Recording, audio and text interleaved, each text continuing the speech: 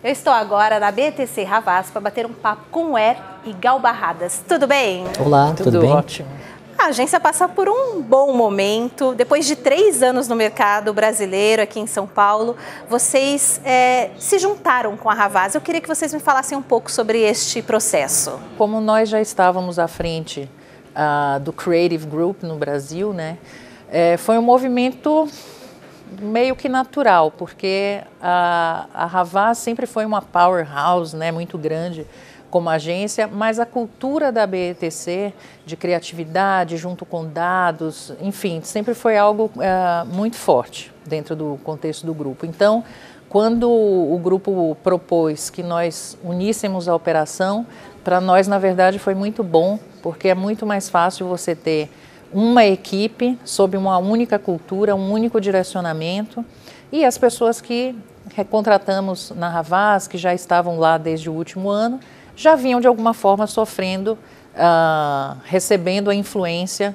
dessa cultura da BETC. Então, de alguma maneira facilitou para nós, para os clientes e para as equipes.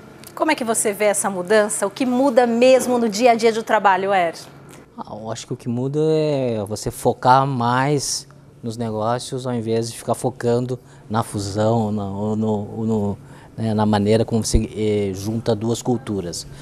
Você sabe o quanto difícil, né, mexer numa cultura de uma empresa, né, trazer essa criatividade. Não que a Havas não era uma agência criativa, não, ela era uma agência fortíssima em mídia, fortíssima em ferramentas, e a gente conseguiu implementar as duas culturas, né? Eu acho que é que a gente fala um pouquinho, né, sexy and bold, né? Você tem que ser atrativo, mas você tem que ter uma estrutura que possa competir, né, com as maiores empresas do país, né? E quanto aos clientes, Gal? Eu acho que com essa união das agências, os clientes também saíram ganhando, porque a gente passa a ter uma equipe mais completa de competências, né, de ambas as partes. Existe ainda uma expectativa muito grande para o ano de 2017, né? O Brasil, felizmente, tem um mercado interno muito grande, então parar as marcas nunca param. E é um mercado, por essência, criativo. Então, para nós é muito estimulante, no momento de crise, a gente exercita muito mais a criatividade para ajudar os clientes a atingirem seus objetivos, porque o sucesso deles é o nosso sucesso. Uma campanha que vocês criaram recentemente para um cliente especial aqui da agência, Ering, eu queria que você me falasse um pouquinho sobre o conceito, basicamente isso. A gente usou um pouco da nossa cultura, que é juntar dados, né, e a criatividade. Então a gente trouxe no cenário do qual é o assunto do dia, qual é o assunto da semana, do mês, né, além do calendário promocional, e a gente conseguiu desenvolver vários temas, né, que para vários públicos no mesmo momento. Beat Story fala um pouquinho de detalhes da vida, né? São coisas singelas, que fazem você rir, chorar, então tem uma emoção, né, e ao mesmo tempo um bom humor. É uma campanha que a gente está desenvolvendo quase 40 filmes, né? Então são bastante, e nós estamos muito felizes com os primeiros resultados. Como o Big Data influencia na hora de criar uma campanha? Eu acho que dados é passar um bom briefing, né? Óbvio que ajuda, né, a gente refletir, a criar, mas o bom criativo, ele tem que pegar esses dados, né, e colocar como se fossem ingredientes de uma receita, né? Eu tenho os dados, mas no final do dia ainda tem o talento do chefe, né? O toque dele, de como exercitar, como desenvolver, de como criar. É fundamental dados, cada vez mais, mas a gente não pode ficar só nos dados. Eu queria dar um pouco a perspectiva do ponto de vista de marcas e negócios, de estratégia, né? O que acontece? De fato, a gente tem uma quantidade muito abundante de dados, né? Mas eu acho que tem algumas coisas que são fundamentais. Primeiro, quando a gente estabelece os KPIs de uma campanha, ou seja, os índices com que a gente vai medir o sucesso de uma campanha, de uma ação, etc., não adianta a gente ter 10 KPIs. A gente tem que escolher 2, 3 que realmente façam diferença para aquela estratégia. E a gente, às vezes, nota, ouço bastante casos desse tipo, quando os gestores de marketing pedem em excesso os dados e querem visitar em excesso os dados para poder tomar decisões. Então, corre-se o risco de uma nova geração de profissionais de marketing deixar de adquirir conhecimento, desprezar a sua experiência, desprezar a perspectiva de mercado, a sua perspectiva histórica, sua pessoal, profissional da sua marca, para ficar muito refém dos dados de agora. Então, os dados, eles são a reação das pessoas, né?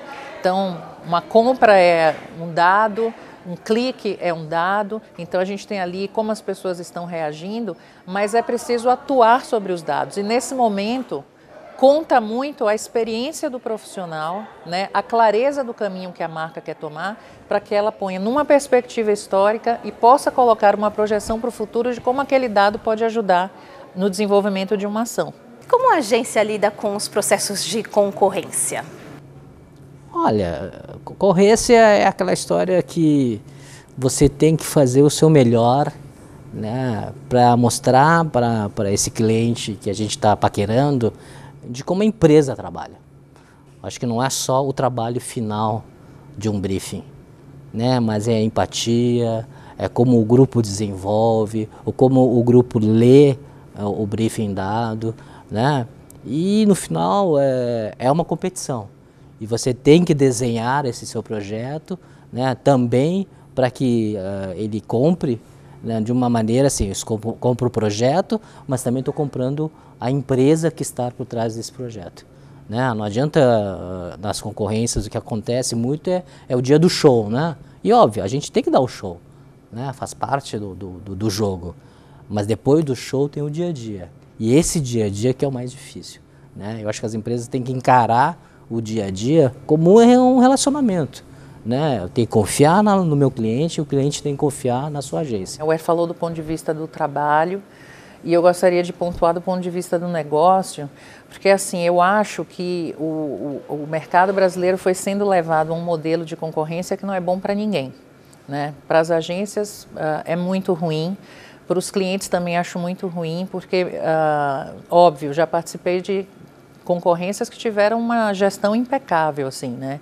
Do cliente escolher poucas agências, com o perfil que ele gostaria de ter para a agência, com critérios muito claros de avaliação, mas infelizmente essas são as exceções.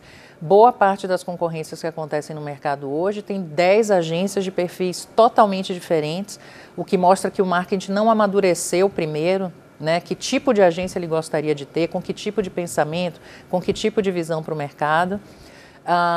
Prazos muito curtos e processos muito exaustivos, porque tem que ir desde o planejamento, a criação, estratégia de canais, quer dizer, a gente, nosso tempo vale ouro, né? O nosso ativo são pessoas, né? Então, quando a gente coloca todo o nosso ativo para um processo mal gerido, é muito ruim para as duas partes, né? Causa muita insegurança nas agências, todas elas. E eu acredito que traga insegurança para os clientes também, porque a falta de critérios é um problema em qualquer processo. Como é que vocês veem o futuro da agência? A gente sempre teve a expectativa de que a BETC São Paulo seria sexy and bold, como a BETC Paris. E agora com a BETC Havas eu acho que a gente conseguiu dar um salto nessa direção. A gente está muito otimista, as equipes estão super felizes, são pessoas muito talentosas e agora todo mundo junto. Então, a visão é de crescimento. Tá certo. Obrigada pela entrevista, gente. Sucesso sempre para vocês e que venham outras campanhas memoráveis. Muito bom. Obrigada.